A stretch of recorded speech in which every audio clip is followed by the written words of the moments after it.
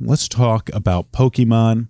I've been thinking about this lately, and people have said, like, Power World isn't really a competitor to Pokemon. I was talking about Ryan with that the other day on our T-Rex Army stream. I think he was like quoting some other thing, and I've watched other videos that said like Power World's the best thing to happen to Pokemon because it's actually going to help kind of get them, kick them in the butt, get them in the right direction.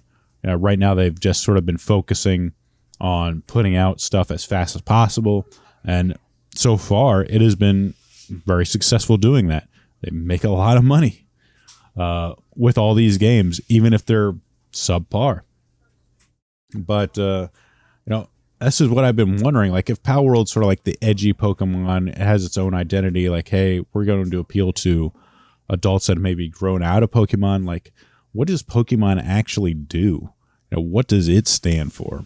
And I think Pokemon lately has just really been falling off in terms of how it does it, which was really interesting when I saw this show up on my feed. This is from Behance. This is from George K. I don't know. Need to see the full name. From Amsterdam, Netherlands. This is a sort of a concept drawing that he did from Pokemon Arceus. You can see this beautiful. Look at this beautiful landscape here. This looks like Kanto region Ash with his some of his starters. Where's Squirtle at? Dang. I said he recently played Arceus. I like the direction Nintendo gave chosen for the game, which I did too. I think it was a very good idea. Like, idea of an adventure of wild area reminds me of why I love Pokemon. And then he goes on to sort of show, this is like mock-ups of how the game could look. Again, very much like Arceus. The really cool looking details here. Like, you can, in the background, you can see Onix. You can see, a Fearow flying in the distance. It's obviously based on the Kanto region. Butterfree. You see some Psyducks over here. Zubats flying. I mean, this is beautiful. This kind of stuff. This almost looks too busy from like a gameplay standpoint, because you can see like Togepi's, you can see Poliwags, Growlithe, Arcanine with a Growlithe, Vileplumes, a bunch of Staryus, Goldeen's, Gyarados, flock of Pidgeots, or Pidgeotos, I should say, and Doug Trios. Really cool stuff. I mean, this is awesome. I mean, but I said probably maybe too many Pokemon in one area for to be all right. Goldeen swimming in the water. That's absolutely gorgeous. Look at this stuff. Ponyta's in the area. Like, wow. They're flying on a Fearow. This looks super. This looks amazing. Like, if only we could get a game like this. And then that shows like some of the combat. It's very much like Arceus. This is especially like Arceus with like a legendary Pokemon boss battle. And catch them all. He's eating a little like eating a berry. Very neat. Climbing, which is whatever, right? I thought the climbing, the sort of open world aspect of Arceus was whatever, but I'm going to show you some Arceus footage. And then big like scenes like this. This is a really cool like, giant Blastoise with a bunch of little Squirtles around. Really like that.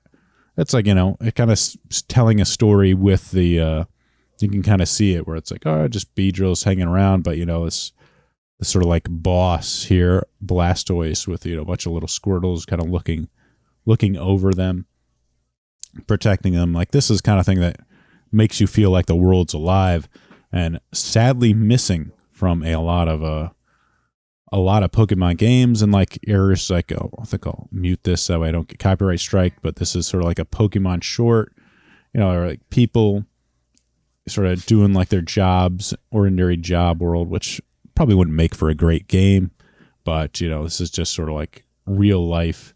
But with Pokemon, we're there as like partners and pets, people running around with Pokemon just sort of interacting in a world. I mean, this is how people like want to see Pokemon. If you like said Pokemon had an identity, it'd be something like this. Always stuck in traffic. They're sort of guy. This is kind of a funny part where chick's meeting her father with her boyfriend, and the guy's got his giant I forget what this guy's name is, but you got the Machoke, Incineroar. Got 2 giant Pokemon trying to intimidate this guy. And it's just living with Pokemon, keeping people company. Just running around like this. A very cool animated short. This is from Katsuka. Pokemon Dreaming a Good Time, a Chinese animated short directed by Dai Wei. Very cool for the Chinese New Year. This is how like people would interpret Pokemon, or like kind of wish Pokemon would be like. And then we have what Pokemon actually is here. This is some footage I got. This is a comparison video I wanted to make. This is Pokemon Arceus. You can see like this Gyarados in the background. You can see the mountains here. The waterfall. I mean, it's the Switch. It doesn't look great. And then you can see right here in the background. Once the Pokemon get too far, they go to like this reduced frames of animation. Almost like they're like 2D objects. I mean, overall the game, this just looks like crap. It's not a good looking game. And then like comparison, like you had Gyarados flying around, and this is Tears of the Kingdom. This is the same system here. Same system. Let's compare how things look in terms of like world building. You can see like a church in the background. You see Hyrule Castle there. You have this the dragon majestically flying through the air while this floating island in the background. There's just so many points of interest that are exciting as this thing just sort of like flies. And as you walk, you can see like it's gigantic. The dragons in Tears of the Kingdom are just huge. I mean, look, this is like a world that is well built for an open world. Great example of an open world game that just has a lot of interesting things. Beautiful, majestic, kind of gives you a sense of awe.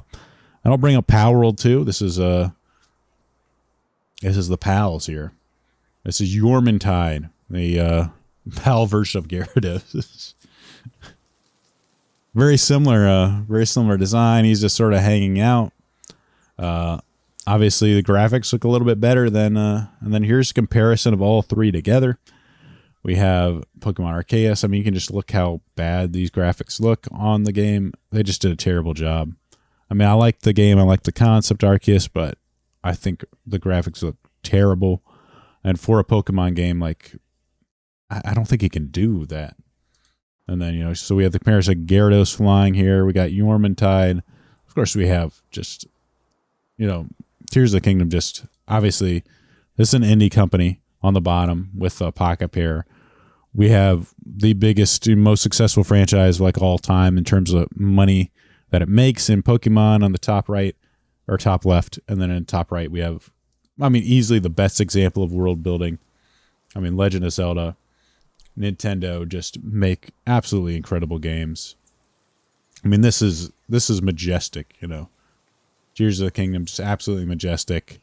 But why should, Pokemon, Pocket, or whatever you want to call it, Pokemon Company, Game Freak, like, why does this look so bad? Even like Yormintide here, he's whatever. He has his own, at least he has his own animation. This thing's just flying around in a circle. Gyarados is flying around in a circle. He doesn't look big. He looks small. I guess, you're sort of far away, but this looks like there's nothing majestic about this. This is supposed to be like almost like a legendary Pokemon, a very rare, gigantic Pokemon that just flies in a circle and like goes into a worse, cuts off frames of animation. And then over here in the Pokemon section, you can see I zoomed out. You just see like, all this is boring. The landscape's boring. You have a few Pokemon, a few Geodudes here. They're just walking around. They've just been stuck into the area. Got Yormintide here on the bottom. He's, sipping some water. He's thirsty. And then on the top right here, we got Legend of Zelda. This thing majestically flying across. It looks like even the weather's starting to change as you get closer to the dragon. It's just totally different. And like, why should, I mean, on the two tops, same system. Why do they look so different? I mean, this is the same exact hardware. Pokemon should be a franchise on par with Legend of Zelda. It should be. I mean, it's not, but it should be in terms of game making. Game Freak has been around forever. They're both Nintendo related to each other. Nintendo's collaborating with Game Freak, and I think that seems like collaboration, but Nintendo essentially owns it. They're friendly with each other. Like, why is this so much different than Tears of the Kingdom? And I think it's probably because just time, effort, maybe talent, budget. But in terms of sales, like, Arceus sold about 16 million copies last time they gave updates. Tears of the Kingdom was like at 20 million, close to 20 million. Again, that was like in 2023. 2023. And then, Pocket Pal World, around 19 million at the moment. It's still gonna sell better, but this is the game that 16 million. And it is important to note that Zelda and Pokemon are full price games. Pocket Pair was half of the amount, only at $30, so much cheaper. So you're not making as much money. Well, potentially as much money. The budget was so small that they're making a ton of money.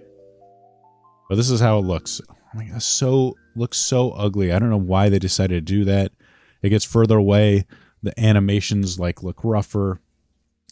This doesn't look good. Gyarados is supposed to be majestic. It's supposed to be like a majestic dragon flying through the air instead of just circles around like whatever. But this isn't actually a majestic dragon flying through the air. This is how it's done. Legend of Zelda, they know how to do this. They know how to do it. This is like a well-built world. This is an open world done well. This is an open world done badly right here. I don't even know why they make it open world. It's ridiculous.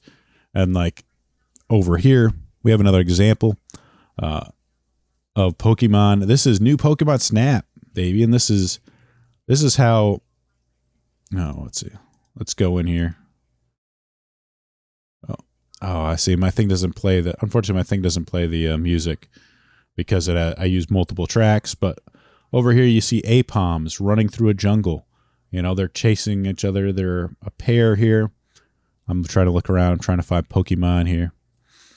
We see, look, a few Bond Suites hanging out together. They're they're friends. They're a couple. They're couples here. Let me try and, let's see. Let me just sort of skip around. I don't want to bore you too much, but let's take a look. Let's see. Here we got, I forget what these things are called since they're newer. Leopards. I like leopards, but look, it's stretching out like a cat. It's laying down here, like a cat. Again, you see these, they act like, animals stretching. This is interesting. It's like they're building a world here where animals act like animals. They're not stuck in this world, just sort of pasted in like nothing. Here you got another one of these cats. I can't pronounce it. Leopards. Is that how we pronounce it? Leopards.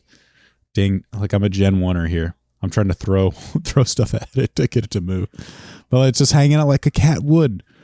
This is just sort of this small details that adds so much to the world. You think all right, I'm part of this world. Because you see this cat just hanging out like a big cat would in a world, in a jungle. Down here, we got some beautiful water. Oh, here's Magikarp. He's flying up in the air. He reacts to what I do. And this kind of stuff, you feel like you're part of a world when stuff like this happens. You got, them Beautifly hanging out. You got these two Quagsires kind of sunning themselves. Again, I'm trying to take pictures here. These Pokemon, they run away, when they see me. like kind of annoyed, or they'll react to my balls or apples. Quagsire's just sort of hanging out. He wants to jump in, take a swim.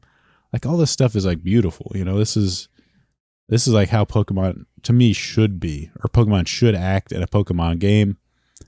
And like you kind of see in this like previous mock-up by this artist, you know, just how it is.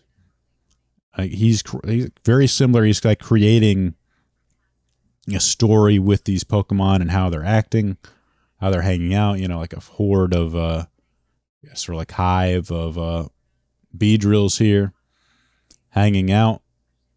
You know, Pokemon Snap does a good job, but with Pokemon Snap, it's essentially a rail shooter, kind of an old style rail shooter. Very cool to see, but you know, you only have a very small track, a very small stage here to sort of populate. If you go the open world route, you're giving yourself so much of a challenge. And look, he's happy because I fed him. These Ariadoses are hanging out. I mean, this is how like you don't imagine, you know, a lot of these sort of like smaller animals kind of hanging out in groups. You know, mushrooms are usually together. You usually see like multiple mushrooms, especially in an area, you know, like a damp area. The toucan hanging out in a nest, and there's also some of those little birds there. I forget what they're called, Picapex or whatever. Morelus. I hate some of the new Pokemon names. I feel like such a boomer trying to pronounce this stuff. I'm like, ugh, when did I get so old? Let's just go back to Kanto Pokemon Gen 1. Back when the world made sense. Then these things glow, but that's whatever. It's not my favorite part. I could probably do a Pokemon Snap review eventually. You got the Yamaga giant dragonfly hanging out, moving like a dragonfly, hanging out over water like you kind of see a dragonfly do. That's really cool. That's how Pokemon should be. This is Pokemon needs to, if they really want to kind of get back from sort of mediocrity, they need to make a game like this. Like an actual like mainline Pokemon game that kind of gives you this sort of sense of wonder. And like something like the Arceus. And I think Arceus is a really good format. You know, the gameplay itself is really good. But again, you know, they need to step up the graphics and the talent and the budget that they put in this. Or I think just the time. The fact that they're just putting out so many games so fast. No matter how good the artist is, they just don't have time to optimize and add, you know, these cool details to the game and really kind of make these Pokemon feel like they're part of the world.